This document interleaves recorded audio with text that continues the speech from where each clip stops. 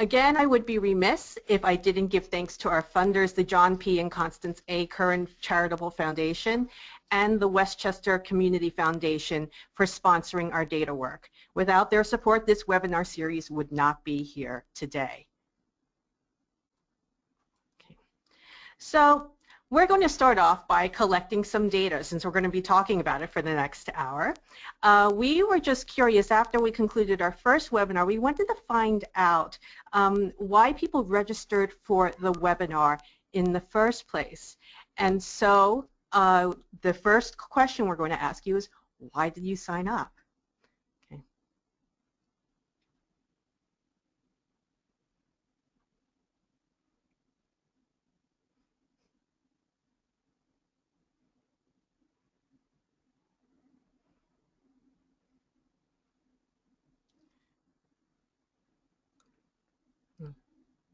These numbers are changing fluctuating quite much. Wow, okay. All right, so I am going to say, anybody else want to answer? Last chance, last chance? Okay, I am going to close this poll. Okay, and all right, so you're seeing the poll results right here. 71% say that they work with data all the time. And we have a number of people who want to learn about data sources and other people who want to make their own infographics. We have 6%, yay, who say I'm new to data and they don't know where to start, and thank you. So this particular part of the webinar I think you'll be particularly interested in. Now I'm going to ask you another question.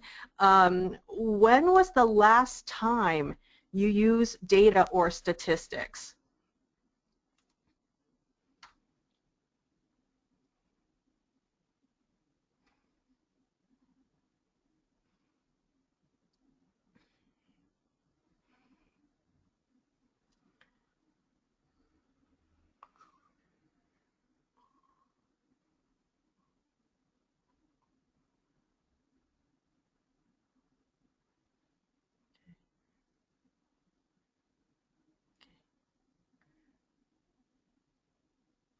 All right, I'm going to hold this poll for another 15 seconds. At the 45 mark, I'm going to close it and share the results with you. Okay, 40, 41, 2.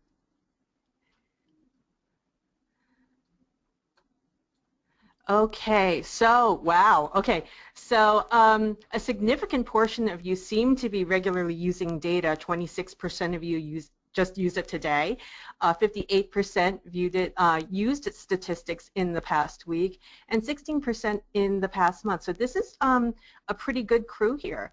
Anyway, so that's very interesting for us to know. Okay, so let's move on here. Now, you're probably, since we asked you who you probably are curious about who we are. We are, again, the Westchester Children's Association, a children's advocacy organization that's been around for 100 years. Now, we've been working with data since 2006, and we've witnessed a lot of changes in the data world since then. And we hope that you can learn from our experience, especially when it comes to data traps. Okay, now let's see if I can move this. Okay. So last week, oops, I moved forward a slide before I needed to, but last week we talked about finding data that matters, and we spent a considerable amount of time talking about the specific data sources that we use here at WCA.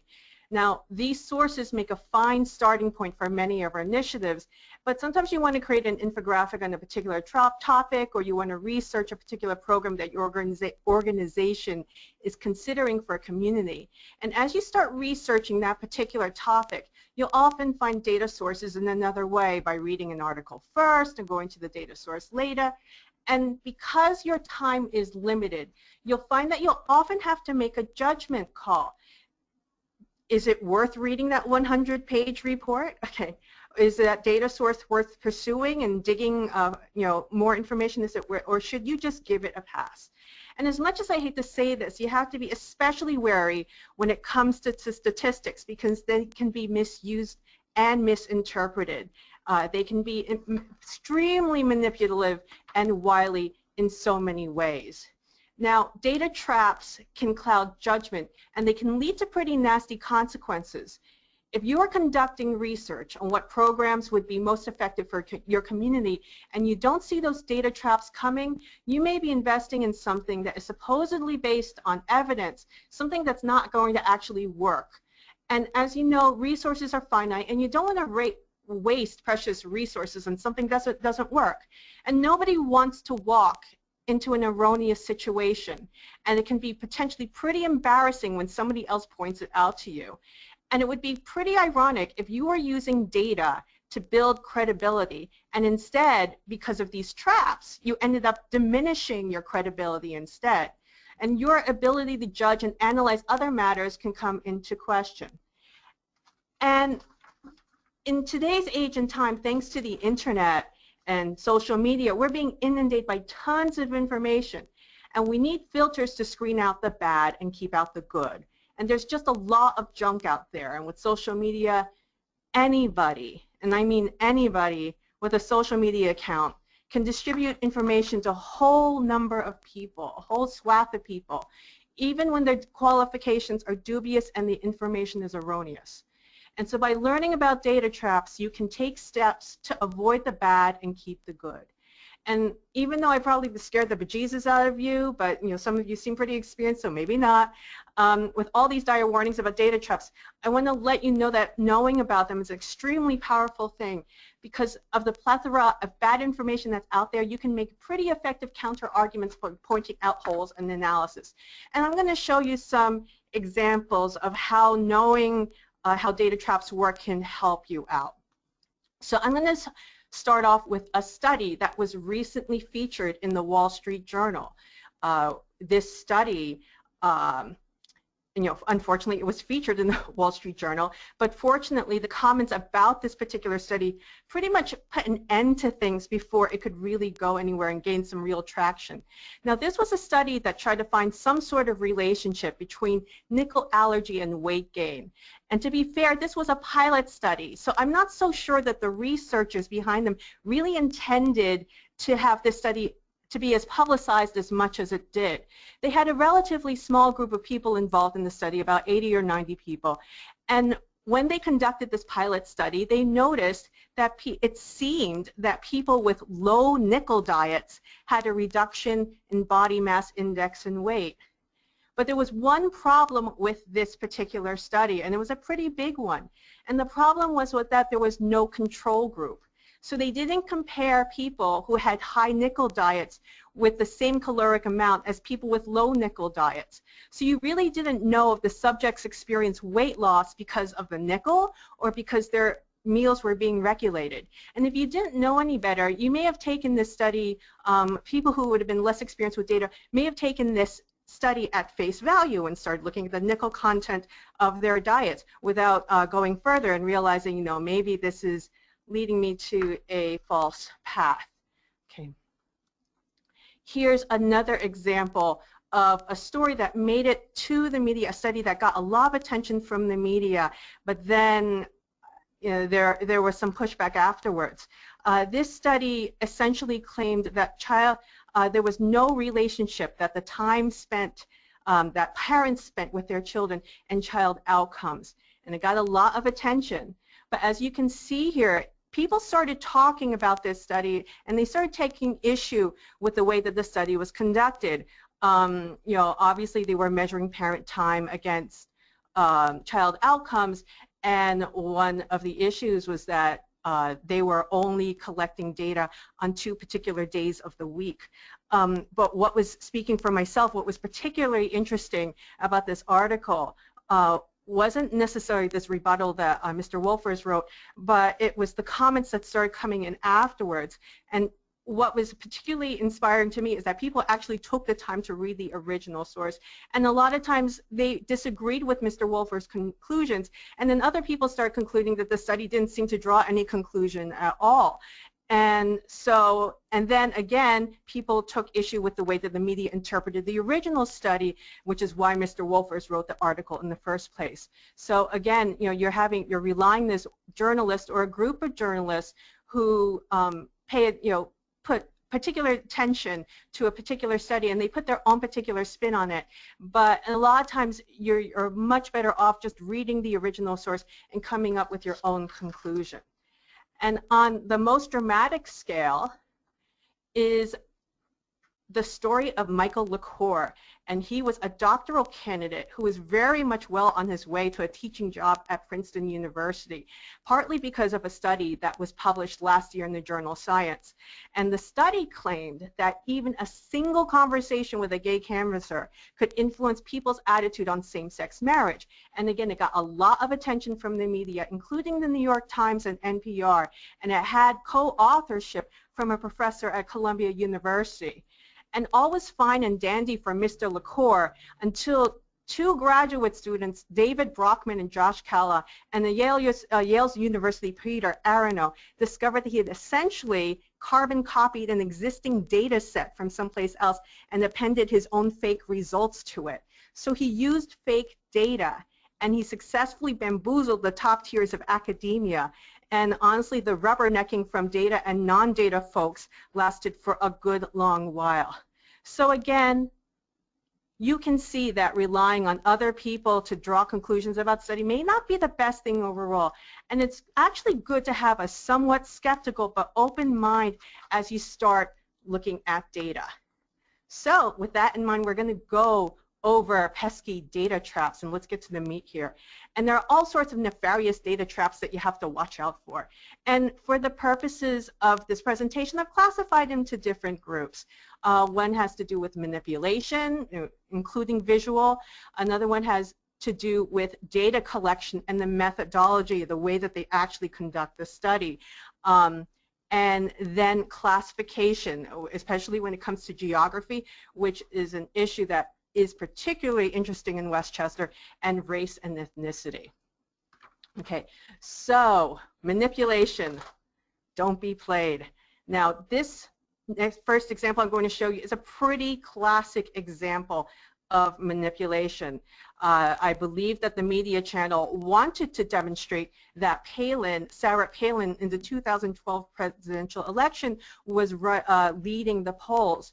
But if you Google Fox News pie chart fail, you'll realize that another story came out instead, which was this particular media channel did not know that pie charts needed to add up to 100%. So,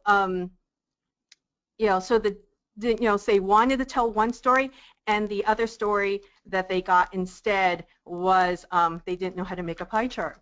Okay, now that was a more humorous example, but this is something that was a little more nefarious. And this was just showing, again from Fox News, job loss by quarter.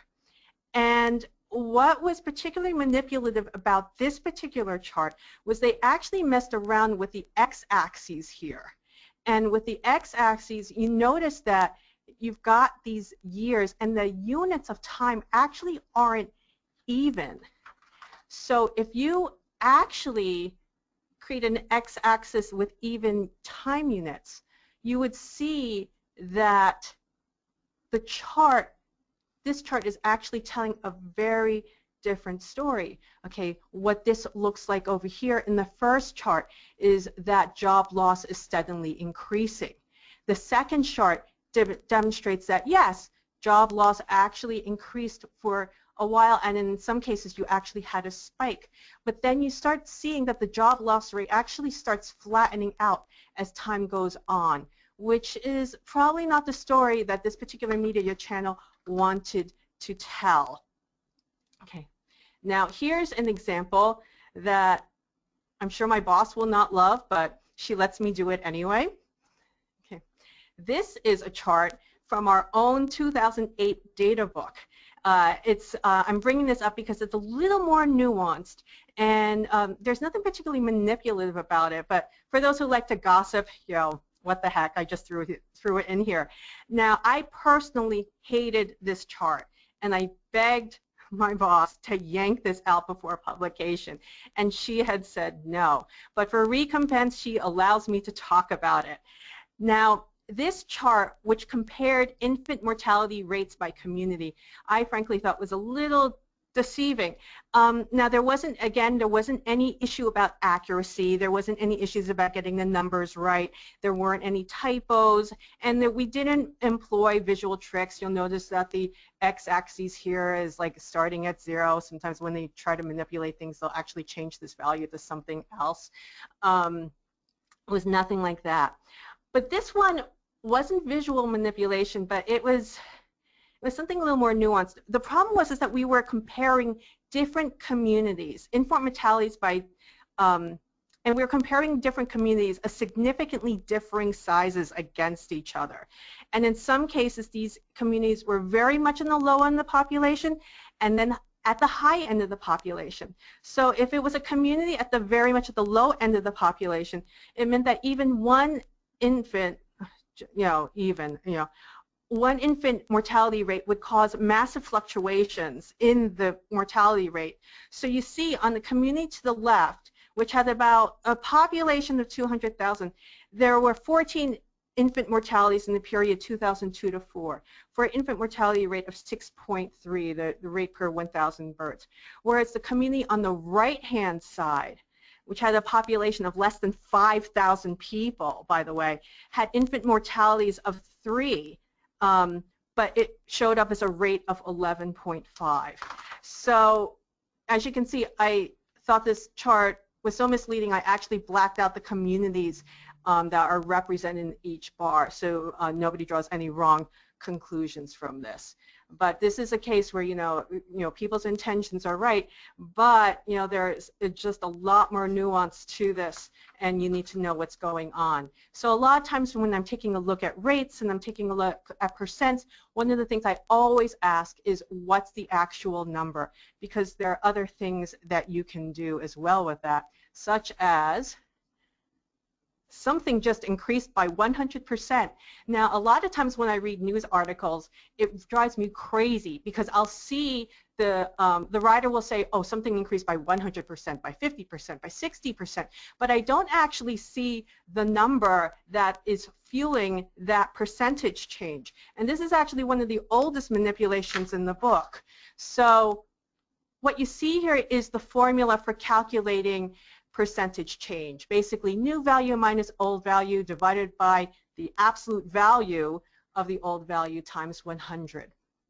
So say, for example, I am a computer salesman, and I'm just starting out, and I really want to, or actually a salesperson, and I want to really impress my boss. And so the first month, I sell 1 computer. Ooh.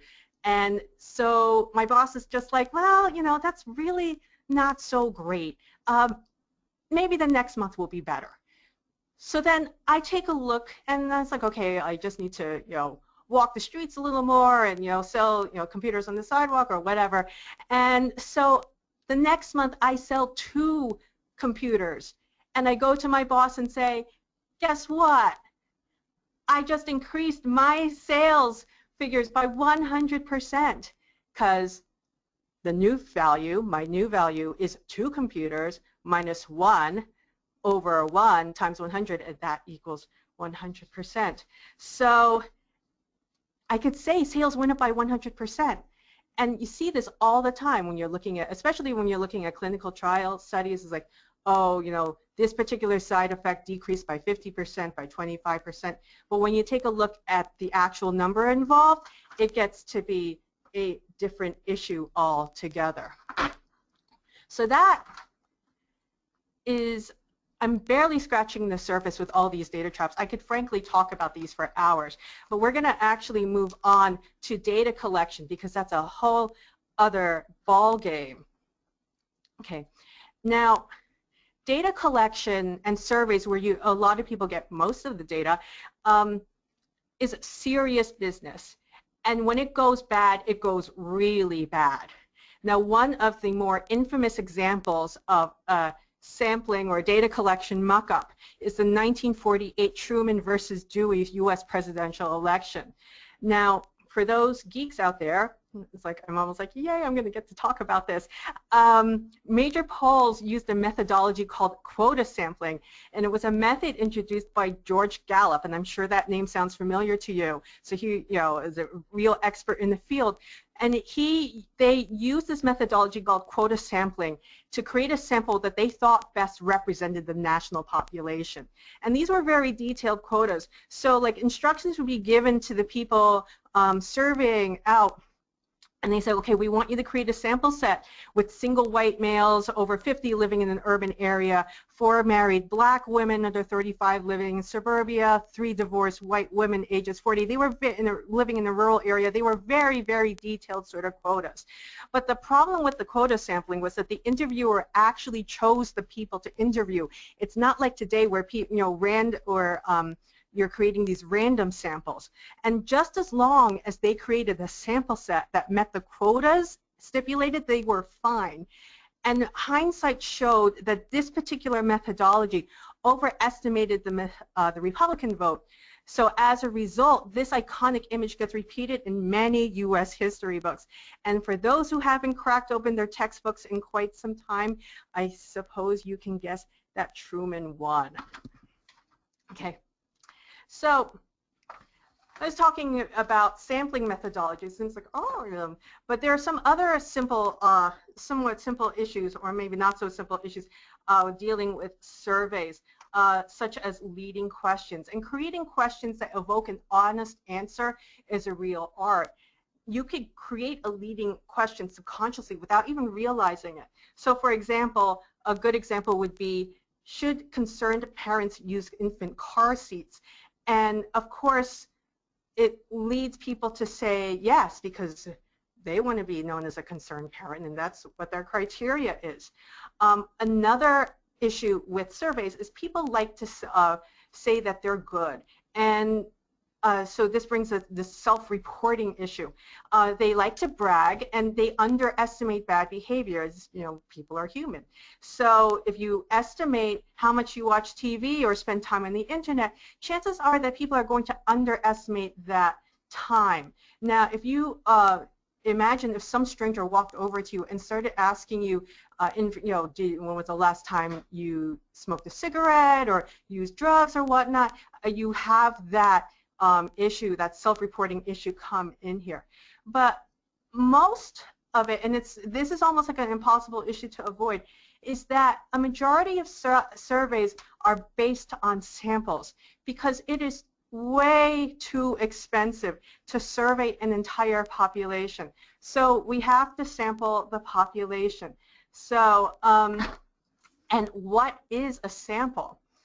A sample is a subset of a population, okay? And it is ideally a representative of the population.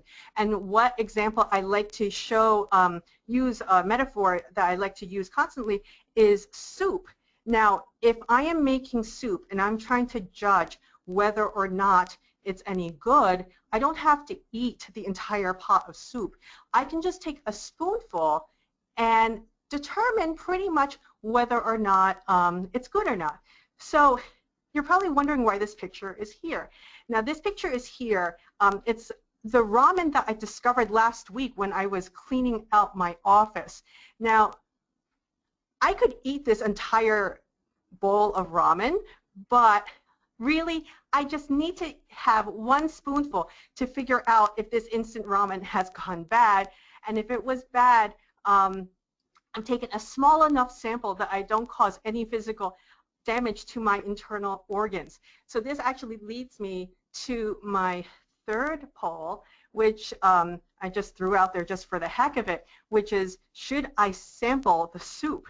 And I would like to find out how many people think I should try it, or how many people think that would be crazy to do so, which is probably a leading conclusion. Oh, I'm sorry, I'm seeing the poll results already, and oh my gosh, wow.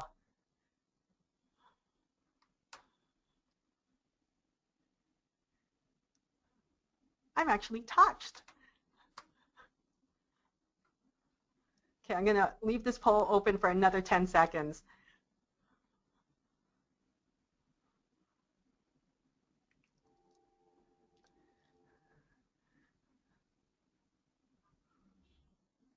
Okay, 25% say yes, and 75% say no. So I'm presuming that means that 75% of you all there actually care whether or not I wreck my internal organs or not.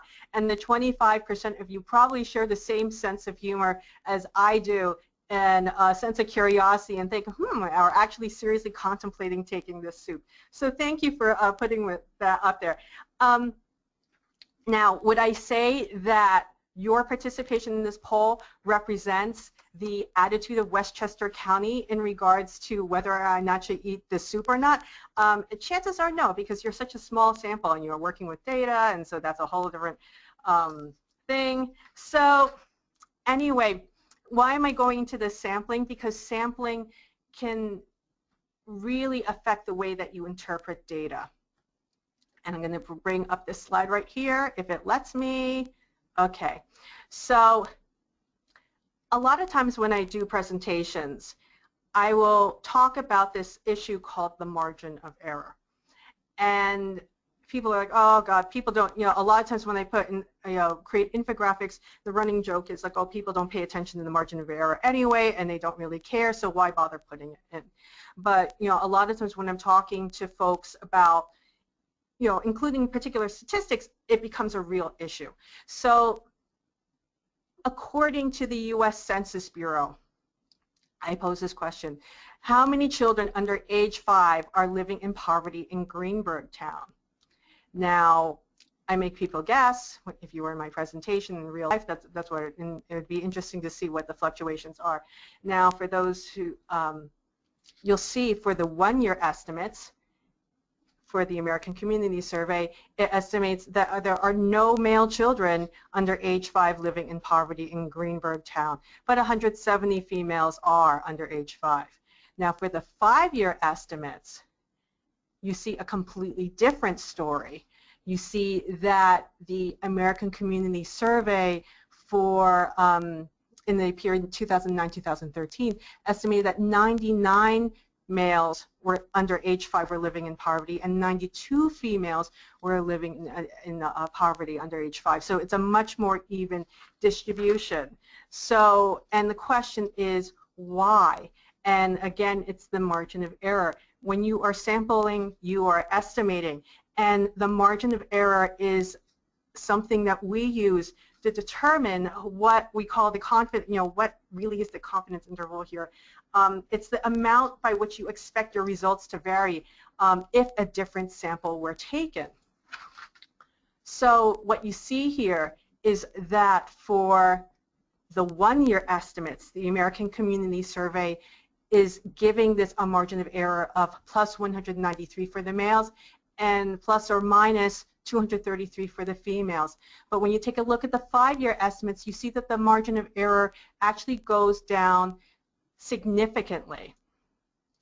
So here's a graphical representation of that, where you see that the estimate for the children under age 5, the male children under age 5, is at 0, but the confidence, the margin of error here is from plus 193 to minus 193. And then for the females, again, it's 170, but it's, you can go up, the upper bound is 403 and the lower bound is negative 63 here. But for the 5-year estimates, you see a much different portrait. You see that significant narrowing of the margin of error, and you can you would feel a little more confident knowing that 99 is probably a more accurate estimate of what's going on for the male children under age 5 living in poverty in Greenberg Town. Same thing with the females there. So smaller samples is a larger margin of error, and larger samples is a smaller margin of error. And sometimes the question I get is why? And because my son is currently obsessed, my 10-year-old son is currently obsessed with fishing, I'm going to use a fishing metaphor for this. Though why is there so much of a difference between this small sample and large sample? And I'm hoping that this will work for you. So say that somebody comes over and asks you to estimate the number of fish in a pond. Now, they're not only interested in a general number, they also want to get estimates for particular species of fish. And in this particular pond, you only have 2 species. So you're like, phew. Okay. But there's still a challenge. One of those species is actually pretty rare. In fact, you're not even sure if this species actually exists in the pond anymore. So if you estimate, you create an estimate based on just 1 day of fishing, you may think that this rare second species no longer exists. So what you have to do is, if you want to get a more accurate estimate, you have to create a sample for a much longer period. So you'll end up with a much more accurate estimate the longer and more frequently you fish. Now, the problem is that for each day you fish, it takes up time. And as you know, time is money. So the challenge is getting a robust and large enough sample without spending too much time and resources. And because we're on planet Earth, we have to deal and face the law of diminishing returns. Sorry for about that. And there's going to be a point where adding an extra day of fishing is not going to add anything significant to your sample. Okay, so what does this mean in real life besides fish?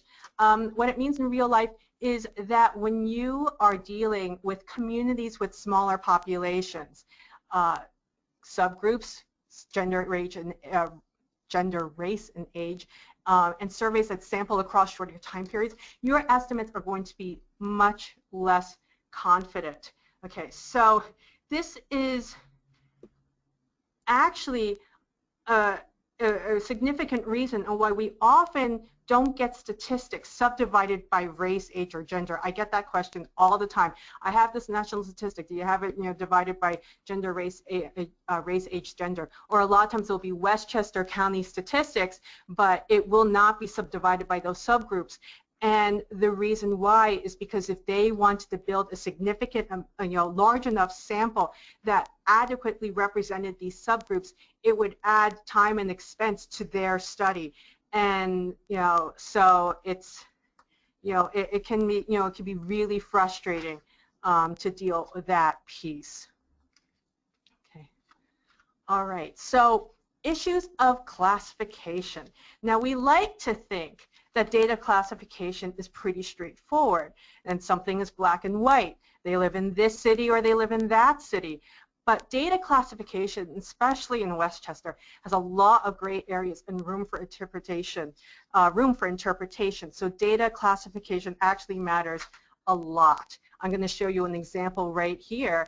As you can see, I was working on this webinar, and you can see all the tabs I was taking a look at. This was something from 2012. The U.S. Census Bureau, which is a pretty respectable organization, they had issued out a report called Who's Minding the Kids? And there was a big to-do about the way that they classified childcare. And basically, what happened was they classified childcare arrangements differently depending on whether or not the mom or the dad was providing the childcare. So if the husband stayed home with the child, then it was classified as a child care arrangement, but it didn't work the opposite direction. There was no collection on the hours mothers spent providing work support to their husbands. So they basically said they didn't report it in that direction. So it became certainly a big to-do. So classification actually means a lot, and it can actually be a political, what's a hot point if you do it incorrectly. But what I'm going to do right now is I'm actually going to take a step back, and I'm going to talk about geographic boundaries, particularly because it affects Westchester. If you're not aware of the way that Westchester is set up, it can lead to some pretty erroneous analysis, and it can be pretty crazy. Now, when I moved to Westchester in 2007 from New York City, I really had to wrap my head around the idea that school district boundaries and zip code boundaries and municipal boundaries all didn't match, and they could be really significantly different. And so this map, by the way, is created in something called ArcGIS, and what I've done is I've created a map showing all the school district boundaries. And this next screen shows, it has overlaid the municipal boundaries against the school district boundaries. So the municipal boundaries, which are in red, and the gray boundaries are the school districts. And you can see that they're all over the place. And if I added zip code boundaries, which are completely different, this map would be even more of a mess. Okay. So when you are gathering statistics about a community, it's really important to find out how that community is classified. Now, I'm concentrating on Ossining. This happens to be the boundary map for the Ossining School District. And you see it looks a little straightforward. But then the blue area represents the school district, but all these little slices represent the different municipalities that the school district actually overlays. And I actually hesitated showing this map because this map is actually technically missing a border. And then I thought, oh, what better way to demonstrate my point about geographic borders and knowing what you're doing. Now, the folks in Ossining know that there's a town of Ossining, and then there's the village of Ossining. And the source where I got this from essentially merged these two sections together for analysis. And if you're not aware of how the way that Ossining is actually set up, you're definitely going to walk into an issue. And then if you bring in zip codes into this, it just gets all crazy. And you can see that the zip codes for Ossining bear no relationship whatsoever to the school district boundaries or the municipal boundaries. Okay, now here's another one that I particularly am crazy about. This is a map provided by the Westchester County Department of Health, and this is showing Rye City. Now, when most people talk about Rye, they think Rye City, they think Playland, Marshlands Conservancy, so on and so forth. So if you ask somebody, where do you come from, and they say Rye, you think this. But there's another Rye, and that is Rye Town. And if you compare the statistics of Rye City versus Rye Town, you would have pretty much essentially a completely different, two different groups of statistics right there. It's the same names, but completely different entities. Okay, now Rye Town is very wild because, as you can see, it incorporates different zip codes, different school districts, and it even so wild that even includes non-contiguous areas, like areas that aren't even together. Now, for those who enter the land of interactive mapping, Rye Town also offers an interesting challenge because it includes areas that actually don't touch. Like you see here, Mamaroneck Village is actually part of Rye Town. So for those people who I get this question all the time, how come this interactive map only deals with census tracts? Who uses census tracts? I wake up in the morning and I don't think, oh, 59 Smith Avenue. I think, I don't think my census tract or whatnot. And this is the, this crazy geographical unit is the reason why. With municipalities, you deal with non-contiguous borders, different definitions. It gets pretty nuts. And the reason why I'm spending so much time on this geographical classification is a lot of times I know that organizations like to run their own surveys, and they're polling or they're surveying their own community and their client population. And a reasonable question to ask is, which town do you live in? Now, if you're not aware of what issue is going on with Rye, you don't know if it's Rye Town or Rye City, it's a bit of a head scratcher. Or another example is Scarsdale. Scarsdale's post office zip code boundaries are significantly different from the school district. And so some people buy a house and they think, oh, I'm going to send my kids to Scarsdale, and they end up sending their kids to Eastchester instead. It just gets a little crazy. But when you are surveying across the county, this becomes a really sticky issue, because if you're like listing, you could list the municipalities, Ossining, Mamaroneck, or whatnot, but somebody's idea of what Mamaroneck is may be very different from what your idea of Mamaroneck is. If you have any questions about this, I can go into this in much, much greater detail, and I could even go over particular geographical areas with you if you wish. So, but for now, I'm going to leave the land of geography behind, and I'm going to talk about race and ethnicity classification, which is also another issue that we face here quite often. Now, here's an example from a school district, and we have two different sets of statistics regarding children in this particular school district. And as you can see, the numbers vary pretty widely. And a lot of times we get this issue with the community snapshots as well. And I'm gonna just hold that thought. So, you know, people are like, sometimes they look at the community snapshots, you know, which we're actually going to start issuing next week, by the way, and they say, oh, the numbers, they don't seem to match what's going on in my kid's school or whatnot, and there's a reason why behind it. Okay. And the reason why is because for our community snapshots, we take data from the American Community Survey. And if you're in the public school environment, you're probably more accustomed to taking a look at data from the New York State Education Department. And so this, by the way, happens to be the school district from White Plains. And you see that there are many issues with these particular set of statistics. Okay. One, you may notice, besides two different time sources, is that they're reflecting two different time periods altogether. But there's another issue here that isn't as obvious that I think is pretty important. Now, and it's the way that they ask the question, what race is your child when you're enrolling, you know, that kid in school? Now, the American Community Survey asks the question very differently from the New York State Education Department. So the way that the New York State Education Department classifies race is they consider each race to be, for all intents and purposes, equal. So they will ask the question in America, the way that they classify is when you take a look at the report is, okay, the child is either American Indian, Black, Hispanic, Asian, white, multiracial. But the American Community Survey is different.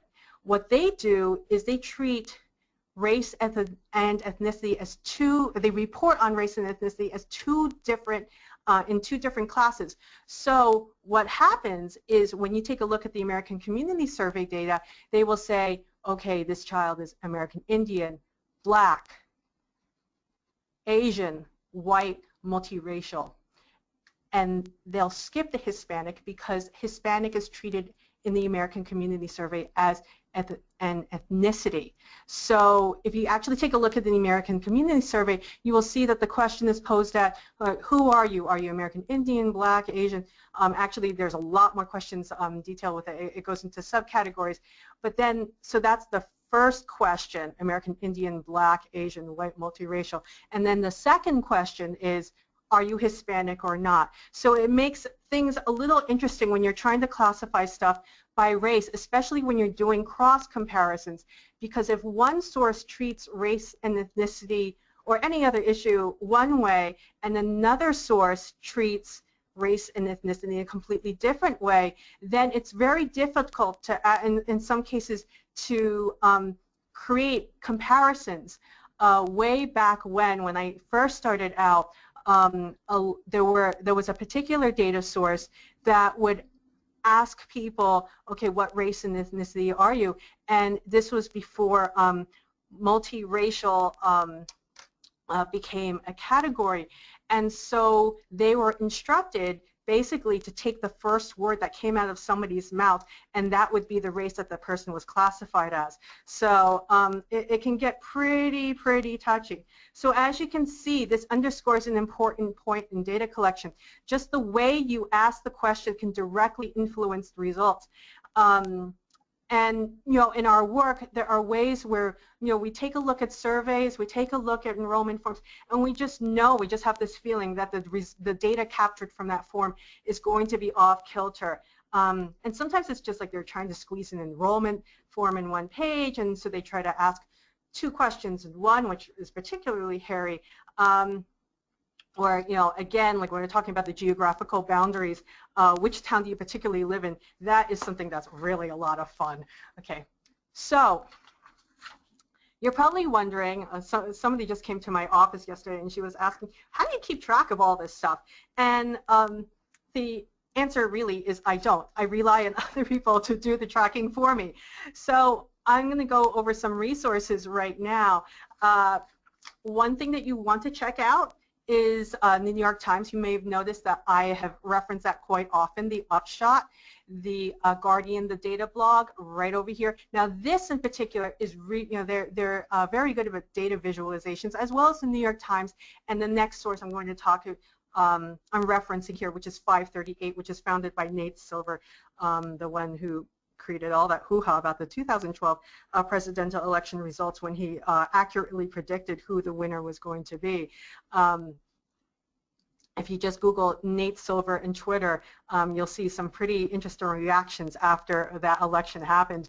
The fourth point is not so well known, and it's called Retraction Watch. Now, since this presentation is about data traps, Retraction Watch is a very interesting blog because it basically keeps track of all the retractions that happen in academic journals, and it will list the various reasons why those studies were retracted.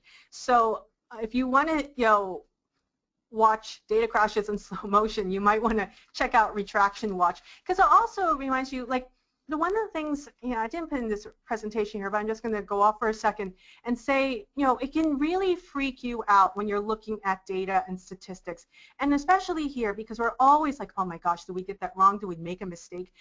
And you're worried about it. The thing is that people are human, and a lot of times the data analysis misinterpretation, it's not necessarily because people were bad. It was just because people are human and mistakes sometimes happen. So I like to watch, I like to keep track of Retraction Watch just to remind myself of that, just to let you know.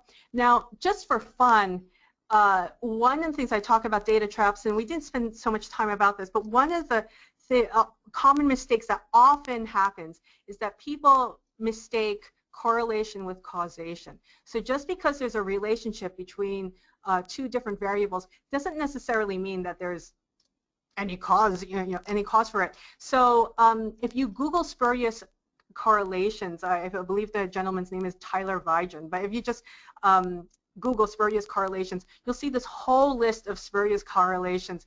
I think one infamous one is the divorce rate in Maine versus margarine consumption. It's pretty fun to track.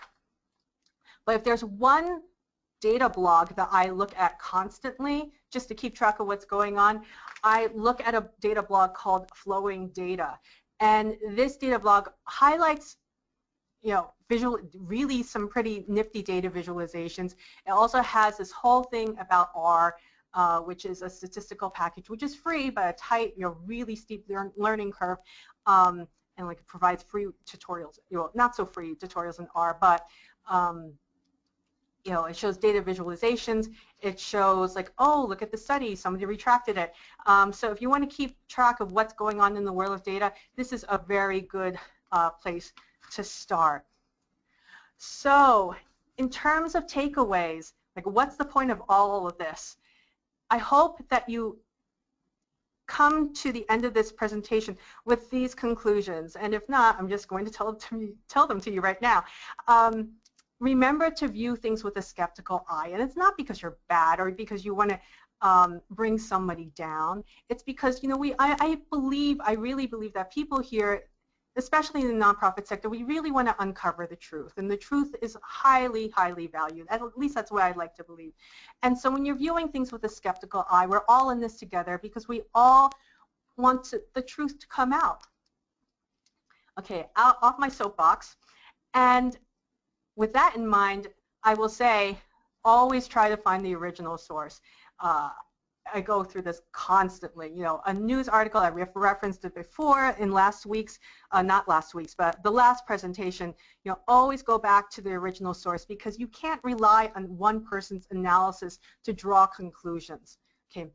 And for the dorks around here, including myself, I include myself in that happy, happy bunch, take the time to read the methodology when you're reading a study, because the methodology itself will tell you so much about how that study was conducted It will also help you make that judgment whether or not the study or the statistics are worth pursuing. Yeah, if you see that, okay, we just did this client intervention and the sample set was like 10, that would be the kind of thing that would make me run for the hills. So, just take the time to read the methodology. And then remember that people are human and nobody's perfect. And I won't go through that again. So you're like, okay, you're blasted with all these data traps, and believe me, I could probably go on and on about this, but I know that a significant number of you are interested in visualizing data. So next August 13th, 2015, we are going to, Anna Wright actually, will be doing the presentation on visualizing data, and she'll concentrate on telling the story. She'll talk about colors, is it a friend or a foe? But more importantly, she'll be talking about free and low-cost data visualization tools. Now, if you have any questions, you can certainly talk to me. Here is my contact information.